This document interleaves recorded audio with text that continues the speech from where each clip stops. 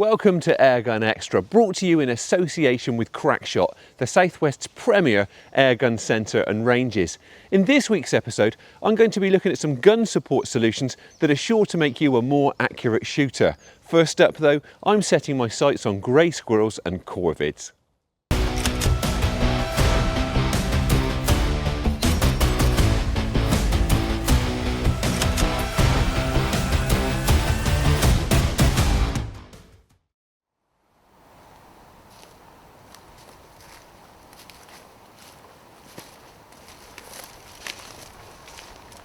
Right, I'm in the woods today and there's potential for some varied sport with corvids and grey squirrels.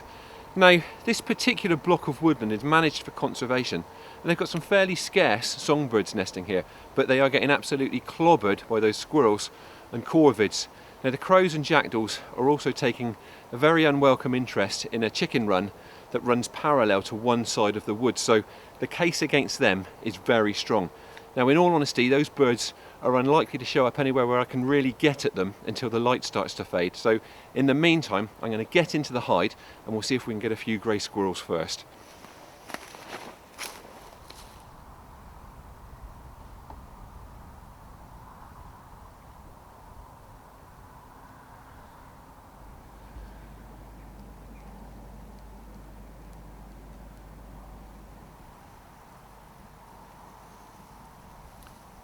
Settled there, mate.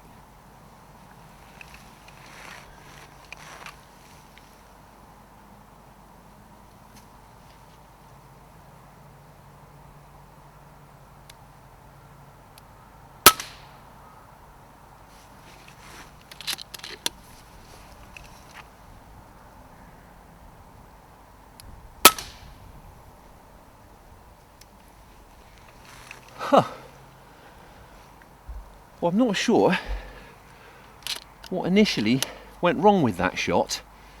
It looked like being on for a headshot, but it actually sounded like it might have struck a bit low. Fortunately, the squirrel tried to escape, but it went up the tree behind the feeder, lingered in full view. I couldn't get onto its head, but I've dropped it very cleanly with a heart and lung shot, and I can see it's there, dead as a doornail now. Like I say, I've got a feeling that shot probably just hit a bit low, and it will be interesting to take a proper look at that squirrel and see what did happen when I pick it up.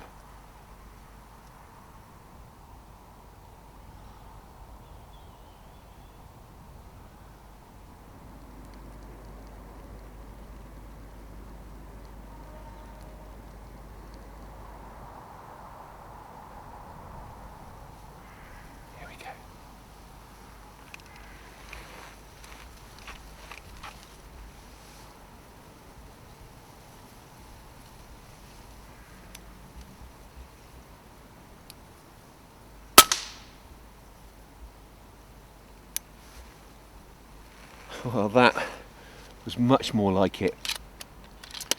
That one read the script, settled in clear view, nice clean headshot and a very, very swift dispatch. Now, the wind has actually picked up a bit. We're on a bit of a brow here and it's skimming through, but the feeder is actually sheltered by a bank of conifers that's keeping it quite calm over there. But yeah, it's getting a bit cold here, to be honest.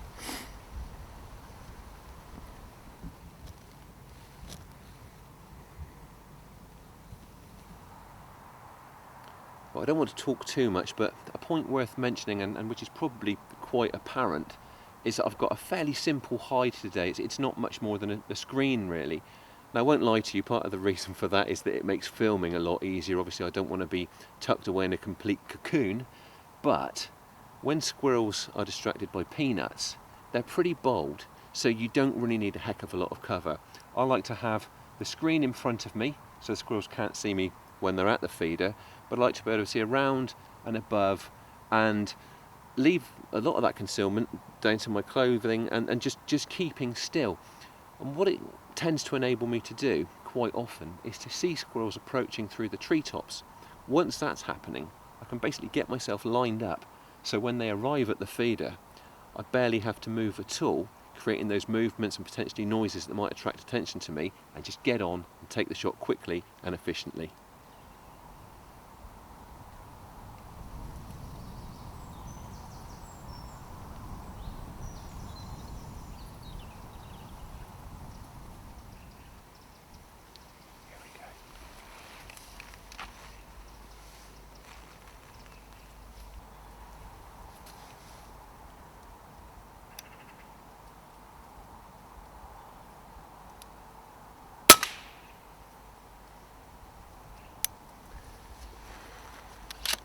Another nice clean one there, and that was one very fat looking squirrel, so I can only assume that it's been paying quite a few visits to the feeder.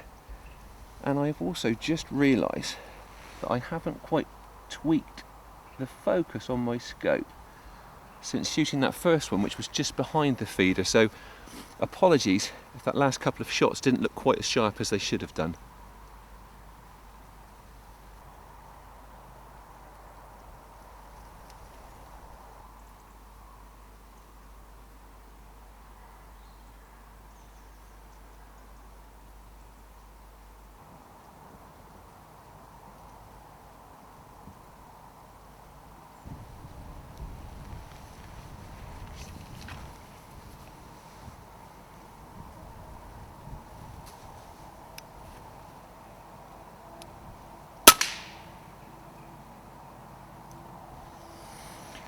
And another one.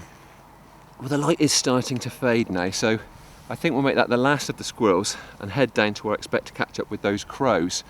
I've got to say, this part of the shoot's actually gone better than I'd expected. I've had a few sessions on this feeder, shot quite a few squirrels, and it was actually starting to slow down, but judging from what we've done this afternoon, I reckon there's probably a few more visits to be had here. So what we're going to do now is we're going to cut across to a quick roundup of the kit that I've been using that we shot earlier. Nikki's going to need to get going, but if I do have any action over with the crows, we will cut that in at the end. So the kit that I'm using today, let's start with the gun, and that is the FX Panthera Hunter Compact. Been using this gun for a while now, I get on really well with it. As its name suggests, it is pretty compact. This one's 2.2 caliber.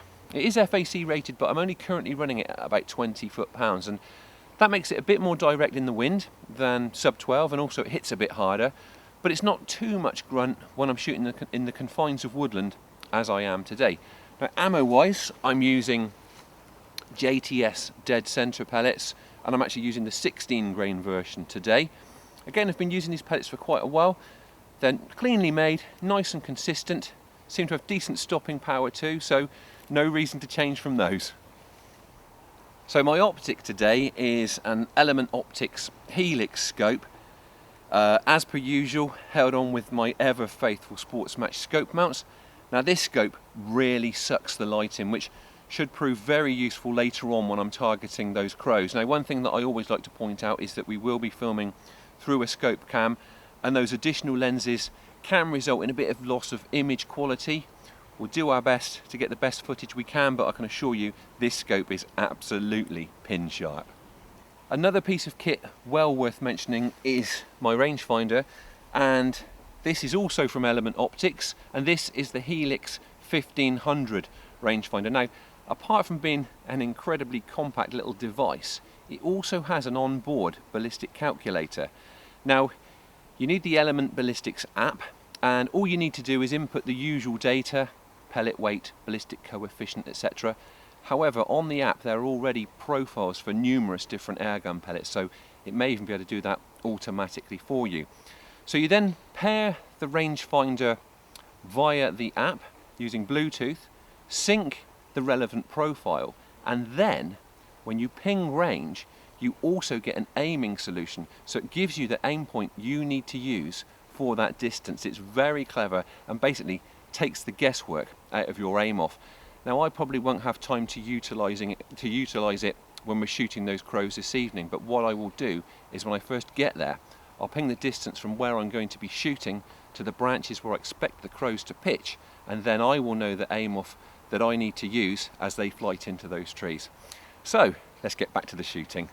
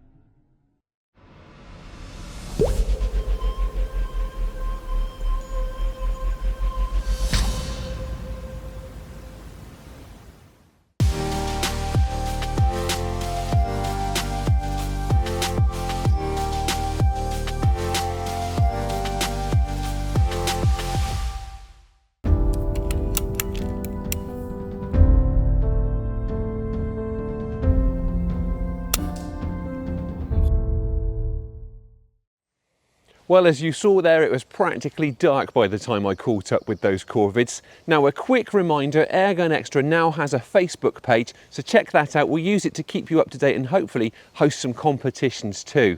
Right, next up, I'm looking at gun support to make you a less wobbly shot.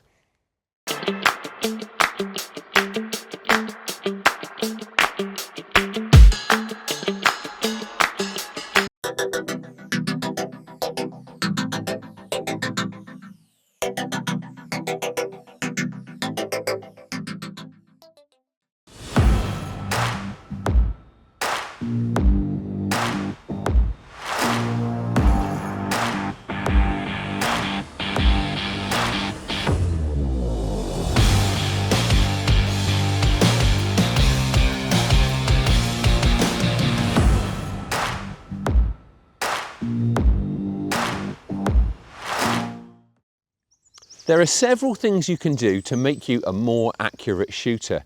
Now, pairing your gun with the right ammo is a good start, but gun support is another really significant factor.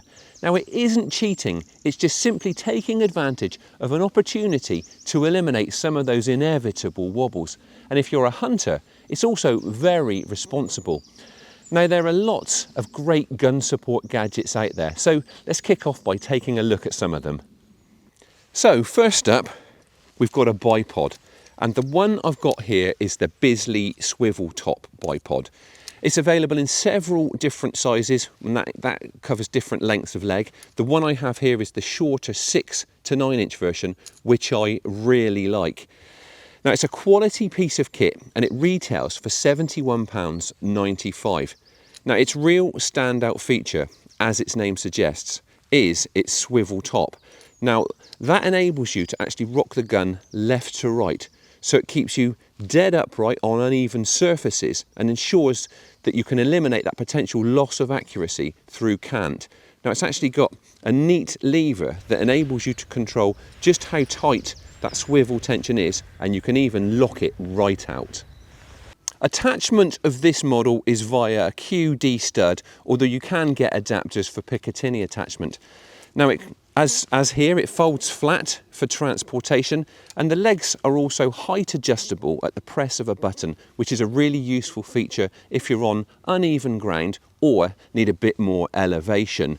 Now, as I've already said, you've got that swivel feature, so when you're on that uneven ground, that will keep you dead on the level.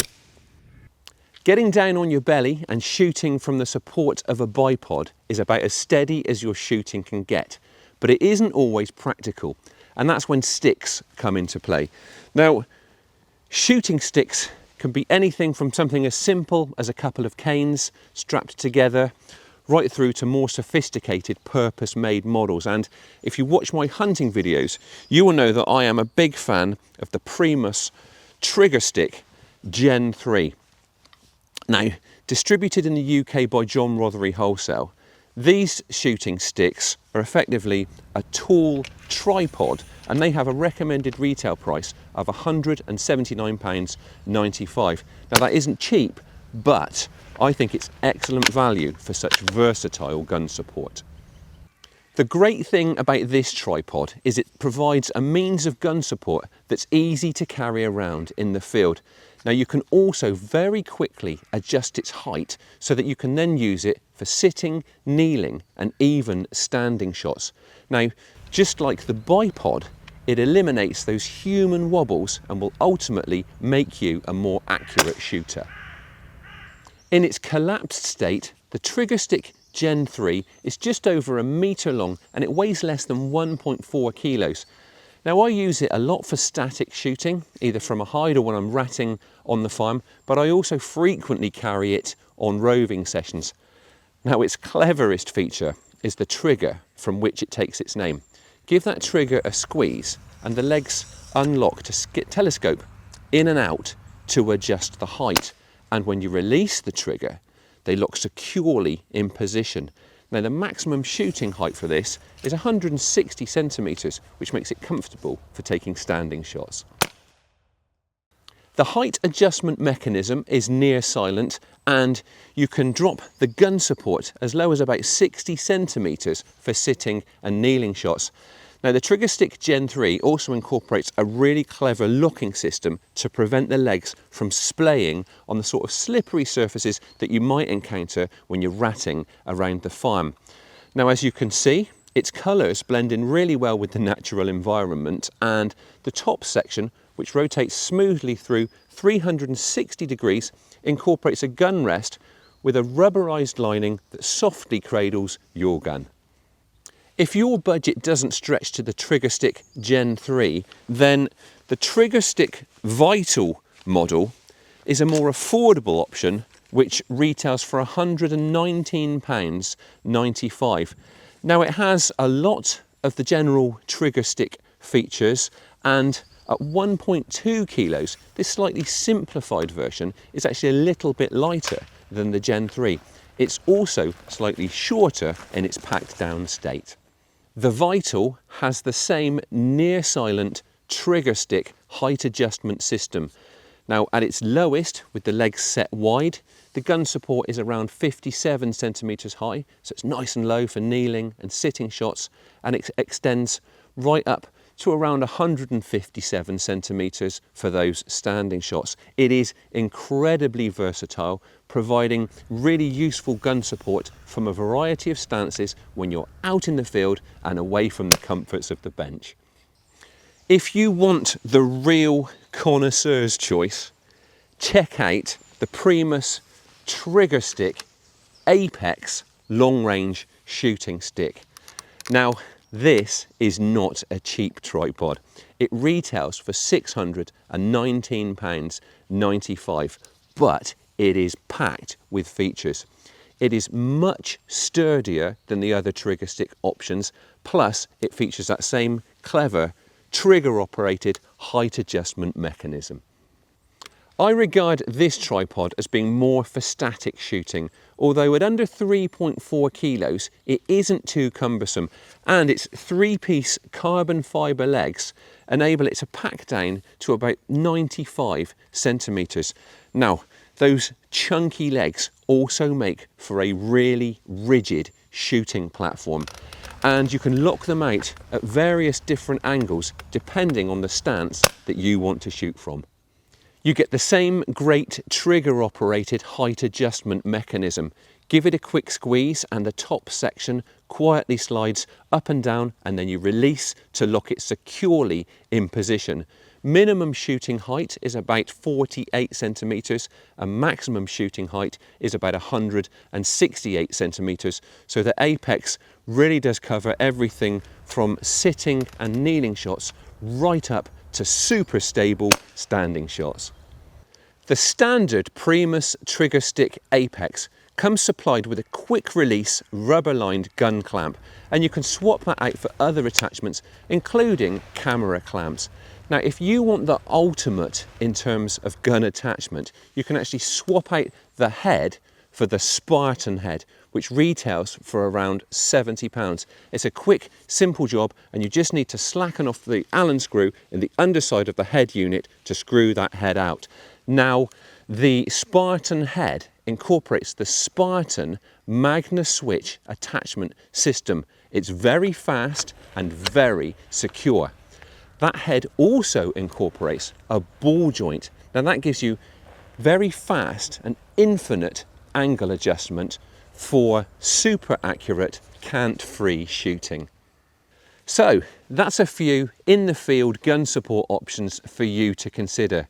You will often see me using either a bipod or trigger sticks, and as I said at the outset, I really don't think it's cheating. It's simply a means of shooting more accurately for more precise shot placement and ultimately more humane pest control. It's also a great way to topple more targets if you're just starting out or not as steady as you used to be.